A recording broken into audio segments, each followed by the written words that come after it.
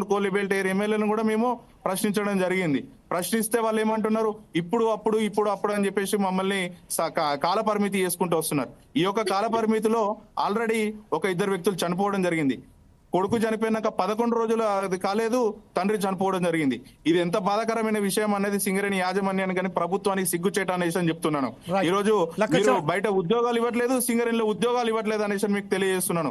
దయచేసి మేము ప్రభుత్వానికి తెలియజేసేది ఒకటే, దయచేసి ఇప్పటికైనా మా యొక్క శ్రమని మా తండ్రుల శ్రమను గుర్తించి మా యొక్క మార్పుల సమస్యను పరిష్కరించి మాకు ఉద్యోగాలు ఇవ్వాలని చెప్పేసి ఈ రోజు కార్మిక సంఘాలన్నిటి నుంచి కానీ మా యొక్క తండ్రుల నుంచి మీకు మిమ్మల్ని డిమాండ్ చేస్తున్నాం.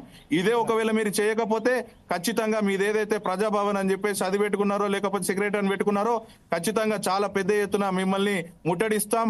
మా యొక్క ఉద్యోగాలు వచ్చే వరకు మేము చాలా ప్రయత్నాలు చేస్తామని మీకు తెలియజేస్తున్నాం. రైట్ శ్రవణ్, ఇప్పుడు ప్రస్తుతం ఏదైతే మనం ఉన్నాం కేవలం ఒక పేరు కనుక వాళ్ళ తండ్రికి